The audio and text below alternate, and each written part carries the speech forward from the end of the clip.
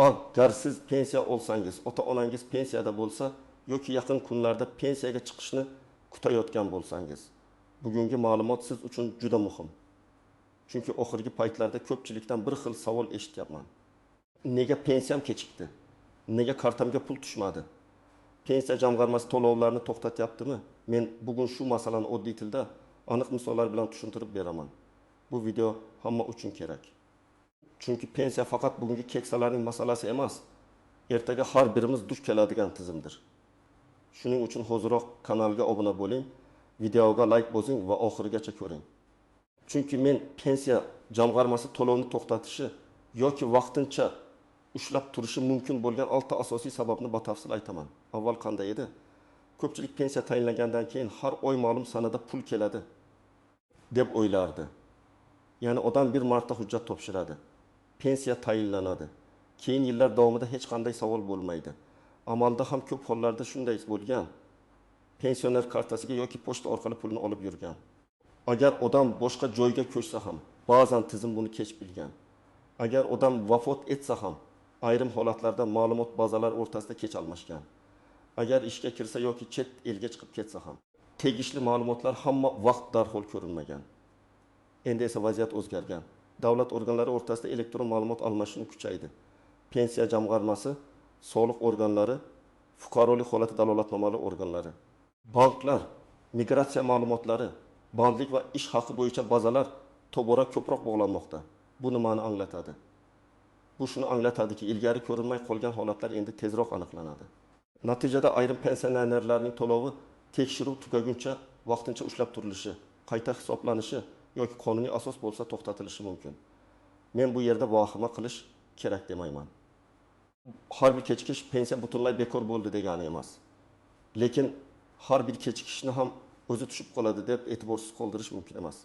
Ayniqsa 3-4 kun emas, bir necha hafta pul kelmasa, albatta sababini aniqlash kerak. Chunki ko'p hollarda muammo bitta hujjat, bitta ma'lumot, bitta ariza yoki manzil bo'yicha xatolik sababli yuzaga keladi. Eng ko'p uchraydigan sabablarning biri bu pensionerning shaxsi va hayotdalik holatini tasdiqlash bilan bog'liq. Oddiy qilib aytganda, tizim odam haqiqatan ham tirikmi, pensiyani o'zi olyaptimi, hujjatlari to'g'rimi degan savollarni tekshiradi. Bu ayniqsa uzoq vaqt davomida bank kartasidan foydalanmagan, pochta orqali pensiya olgan, boshqa hududga ko'chib ketgan yoki ishonchnoma orqali pul oldirayotgan fuqarolarga tegishli. Masalan, 2 yoshli otaxon pensiyasini o'g'li orqali kartadan oldirib yurgan bo'lsin. Otaxonning o'zi bankka bormaydi. Telefon raqami eskirgan, pasport muddati almashtirilgan, lekin yangi hujjat ma'lumotlari hamma joyda yangilanmagan. Tizimda savol paydo bo'lishi mumkin. Pulni kim olyapti? Pensionerning o'zi rozimi? Hujjatlari mosmi? Shunda to'lov vaqtincha tekshiruvga tushadi. Bu pul yo'qoladi degani emas. Lekin pensioner yoki uning qonuniy vakili bo'lib ma'lumotni yangilamasa, kechikish cho'zilishi mumkin. Yana bir misol, 8 yoshli onaxon qishloqda yashaydi. Pensiyasini pochta xodimi olib keladi. Bir oy pochta xodimi olib keladi. Lekin onaxon boshqa viloyatdagi qizining uyiga ketgan bo'ladi. Keyingi oy ham uyda bo'lmaydi. Bunday holatda pensiya yetkazib berish bo'yicha belgi tushishi, keyin esa tizimda aniqlashtirish zarurati paydo bo'lishi mumkin. Onaxon qaytib kelgach, tegishli bo'limga murojaat qilsa, to'lov qayta tiklanadi. Kim xavotir olishi kerak? Agar siz uzoq vaqt bank kartangizdan foydalanmagan bo'lsangiz, pensiyani boshqa odam olib berayotgan bo'lsa, hujjatlaringizni yaqinda almashtirgan bo'lsangiz, telefon raqamingiz yoki yashash manzilingiz o'zgargan bo'lsa, albatta ma'lumotlaringiz yangilanganini tekshiring. Kim xavotir olmasligi mumkin? Agar pensiyangiz har oy odatdagidek tushayotgan bo'lsa, hujjatlaringiz to'g'ri, bank kartangiz faol, yashash joyingiz bo'yicha muammo bo'lmasa, odatda qo'shimcha xavf yo'q. Lekin baribir yiliga kamida bir marta ma'lumotlarni tekshirtirib qo'yish foydali. Ikkinchi muhim sabab bu pensionerning ishlashi yoki daromad holatidagi o'zgarishlar. Ko'pchilik men pensiyadaman, ishlasam ham pensiyamga tegmaydi deb o'ylaydi. Ayrim pensiya turlarida bu to'g'ri bo'lishi mumkin, lekin hamma holatda emas. Pensiyaning turi tayinlanish sababi nogironlik guruhi boquvchisini yo'qotganlik pensiyasi. Imtiyozli pensiya yoki qo'shimcha to'lovlar bo'yicha shartlar turlicha bo'lishi mumkin. Masalan, bir kishi yoshga do'yib pensiya oladi va rasmiy ishga kiradi. uning asosiy pensiyasi saqlanishi mumkin, lekin ayrim ustamalar kompensatsiyalar yoki moddiy yordamlar daromad mezonlariga bog'liq bo'lsa, qayta ko'rib chiqilishi mumkin. Yana bir holat, o'quvchisini yo'qotganlik pensiyasini olayotgan talaba bor. U kunduzgi ta'limda o'qiyotgani uchun pensiya olmoqda. Agar u o'qishni tashlasa, boshqa ta'lim shakliga o'tsa yoki yosh chegarasidan o'tsa, to'lov to'xtatilishi mumkin. Bu yerda muammo pensiya jamg'armasi xohlagani uchun emas, balki to'lov sharti o'zgargani uchun yuzaga keladi. Real misol sifatida olaylik. 19 yoshli yigit otasidan boquvchisini yo'qotganlik pensiyasi oladi. U kollejni tugatib, oliygohga kirmaydi va ishga joylashadi. Agar u hali ham eski asosda pensiya olayotgan bo'lsa, keyin tekshiruvda bu aniqlansa, nafaqat to'lov to'xtashi, balki ortiqcha olingan pulni qaytarish masalasi ham chiqishi mumkin. Demak, har qanday o'zgarishni yashirish foyda bermaydi. Bugun tizim bilmasa, ertaga bilishi mumkin. Yana bir misol, nogironlik pensiyasi olayotgan fuqaro tibbiy mehnat ekspertizasi belgilagan muddatda qayta ko'rikdan o'tish kerak. Agar qayta ko'rikdan o'tmasa, tizim maqomi tasdiqlanmadi deb to'lovni to'xtatib turishi mumkin.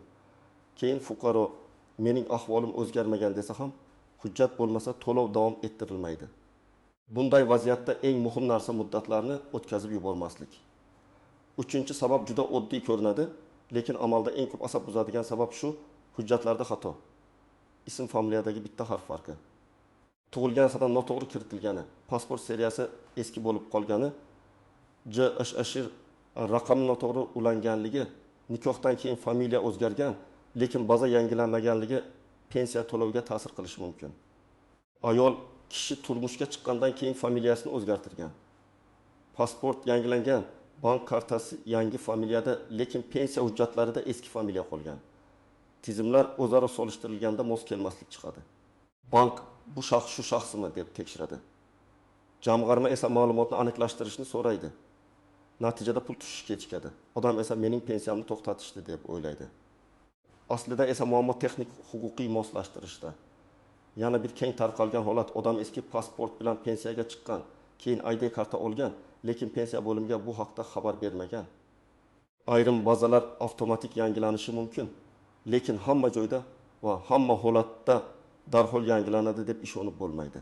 Ayniqsa eski yillarda tayinlangan pensiya ishlarida arxiv hujjatlari, mehnat daftarchasi, ish staji bo'yicha ma'lumotlarda turli yozuvlar bo'lishi mumkin. Bunday xatolar nimaga olib keladi?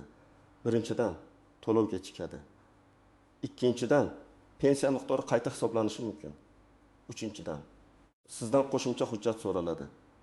To'rtinchidan, agar xato sababli sizga ortiqcha pul to'langan bo'lsa, uni qaytarish masalasi ko'tarilishi mumkin. Shuning uchun men har doim aytaman. Pensiya hujjatlari bir marta topshirdim. Tamom degan masala emas. Ayniqsa familiya, pasport, yashash joyi, bank rekviziti o'zgarsa, buni rasmiy ravishda yangilash kerak.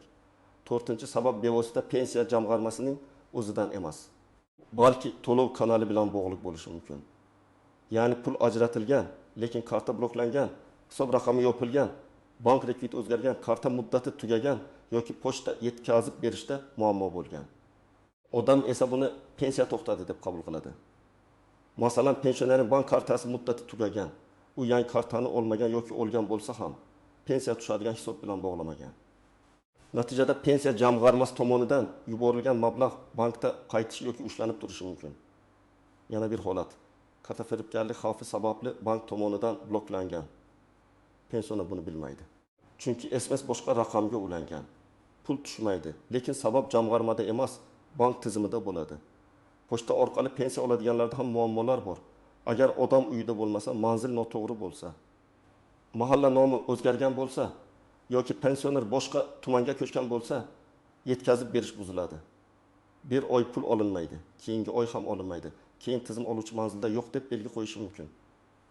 Shunda to'lovni qayta tiklash uchun ariza kerak bo'ladi. Bu holatda kim nima qilish kerak?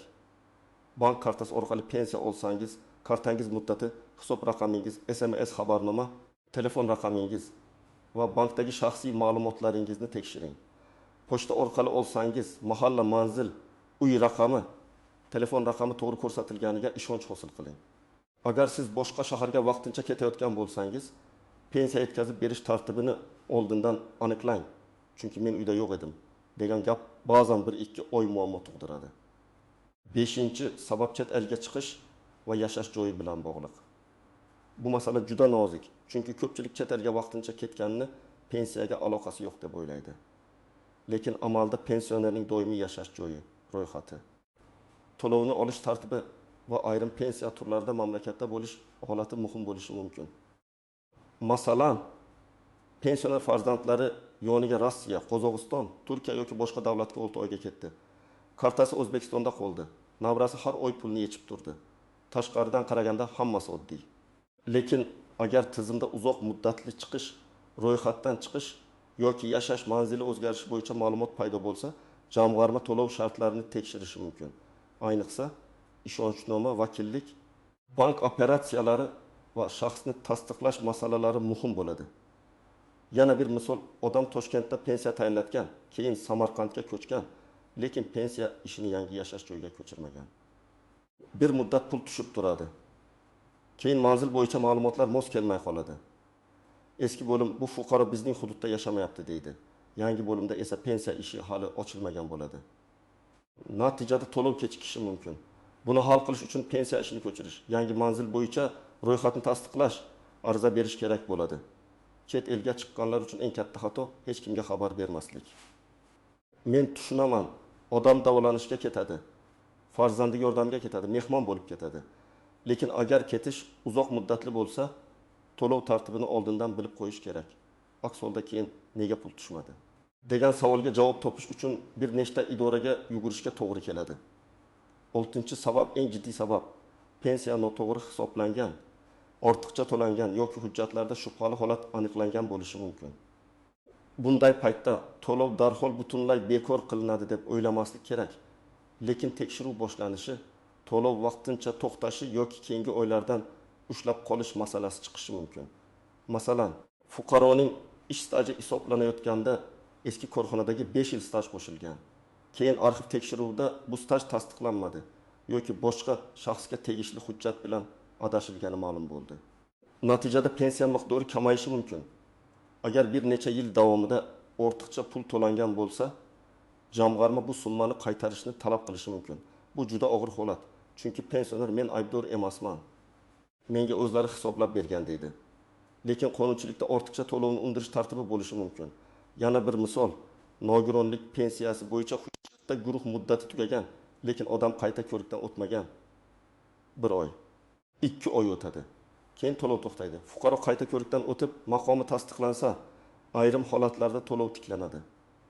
Lekin muddatni o'tkazib yuborish, hujjatlarni topshirmaslik, chaqiruvga bormaslik pensionerning o'ziga zarar qiladi. Bu yerda yana bir nozik jihat bor.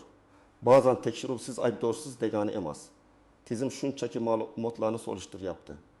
Lekin siz sukut saqlasangiz, kerakli hujjatni olib bormasangiz, tushuntirish xati yozmasangiz, muammo sizning foydangizga hal bo'lmasligi mumkin. Shuning uchun har qanday xabarnoma, SMS, telefon qo'ng'irog'i, bank bildirishnomasi yoki mahalla orqali kelgan chaqiruvga jiddiy qarang. Endi men buni oddiy guruhlarga bo'lib tushuntiraman.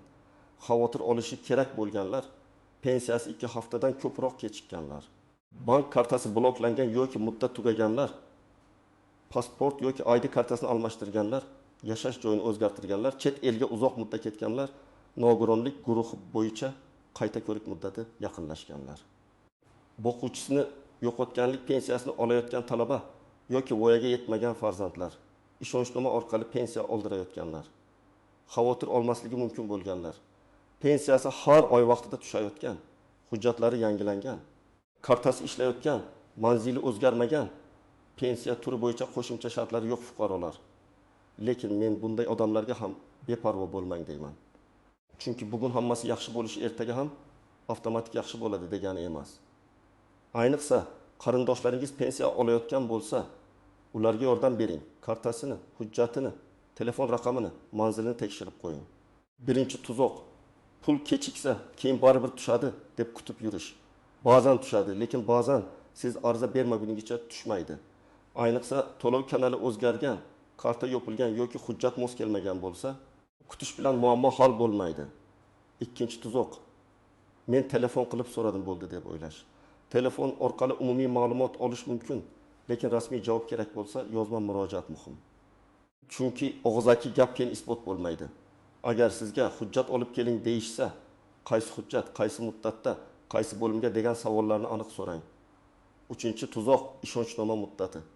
Ko'p odamlar ota-onasining pensiyasini ishonchnoma orqali oladi. Lekin ishonchnomaning muddati tugagan bo'lishi mumkin.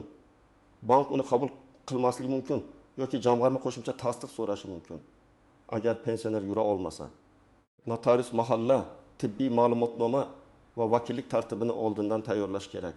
4-tuzoq ortiqcha to'lovni e'tiborsiz qoldirish. Agar sizga odatdagidan ko'proq pul tushsa, davlat berdi, olaveraman demang. Sababini tekshiring. Chunki keyin bu ortiqcha to'lov deb topilsa, qaytarish talab qilinishi mumkin. Masalan, odatda 1.200.000 so'm oladigan odamga 2 million tushsa, bu indeksatsiya. Qayta hisoblash yoki xato bo'lishi mumkin. Aniqlashtirmasdan ishlatib yuborish xavfli. 5-tuzoq farzandlar ota-onasining pensiya ishidan bexabar bo'lishi. Ko'pincha pensionerning o'zi idora yurishga qiynaladi. Farzandlar esa faqat pul tushmay qolganda biladi. Men tavsiya qilaman. Oilada kamida bitta odam pensionerning pasport nusxasi, pensiya guvohnomasi, bank kartasi muddati, telefon raqami, yashash manzili, tibbiy ko'rik muddatlari haqida xabardor bo'lsin. Endi eng muhim qism.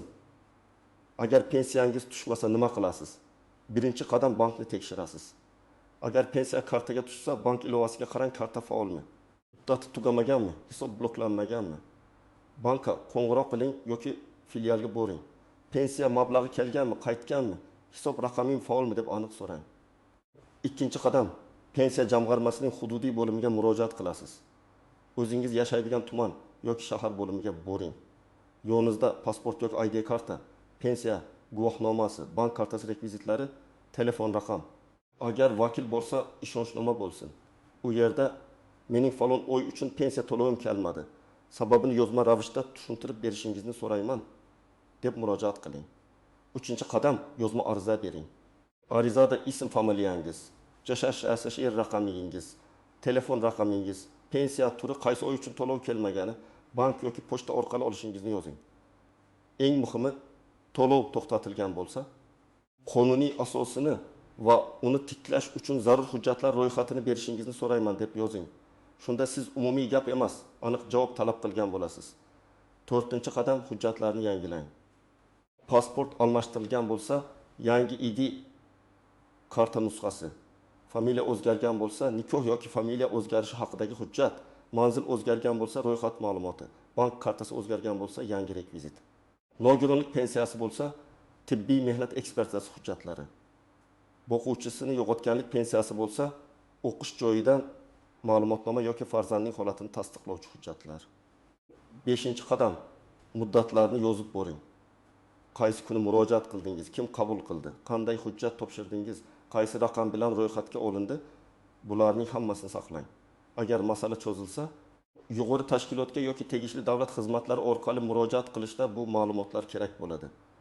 6-qadam, agar sizga ortiqcha to'lov haqida aytsa, darhol hujjat talab qiling. Qaysi davr uchun, qancha summa, nima sababdan ortiqcha to'lov deb topildi, qanday hisob kitob qilingan, bularni yozma ko'ring. Agar rozi bo'lmasangiz, e'tiroz berish huquqingiz bor. Hisob kitobni tushunmasdan turib hech narsaga imzo qo'ymang. Imzo qo'yishdan oldin farzandlaringiz, yurist yoki bu masalani tushunadigan mutaxassis bilan maslahat qiling. 7-qadam, pensioner yaqinlaringizni yolg'iz qoldirmang. Ayniqsa, yoshi katta odamlar telefon orqali aldovchilarga ishonib qolishi, bank kartasi ma'lumotlarini berib yuborishi, noto'g'ri joyga murojaat qilishi mumkin.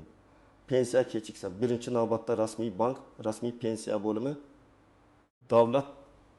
davlat xizmatlari markaziy yoki ishonchli davlat portallari orqali tekshiring.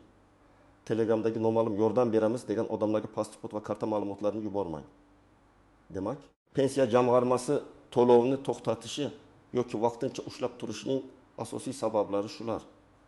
Shaxs va hayotdalik holatini tekshirish, ish yoki daromad holati o'zgarishi, hujjatlardagi xatolar, bank yoki pochta muammolari, chet elga chiqish yoki manzil o'zgarishi, ortiqcha to'lov yoki qayta tekshiruv. Har bir holatda eng to'g'ri yo'l vahima qilmaslik, lekin jim ham o'tirmaslik. Sababni aniqlang, yozma murojaat qiling. Hujjatlarni yangilang va har bir javobni rasmiy ko'rinishda oling. Agar sizda yoki yaqinlaringizda pensiya kechikkan bo'lsa, izohlarda yozing. Qaysi viloyat, qaysi oy, bank kartami yoki pochta orqalimi? Men keyingi videolarda eng ko'p uchrayotgan holatlarni alohida tahlil qilib beraman. Video foydali bo'lgan bo'lsa, like bosing, kanalga obuna bo'ling va bu videoni ota-onangizga, qarindoshlaringizga, pensiya olayotgan tanishlaringizga yuboring. Chunki bitta oddiy ma'lumot ba'zan bir necha oylik pensiyani vaqtida olishga yordam beradi.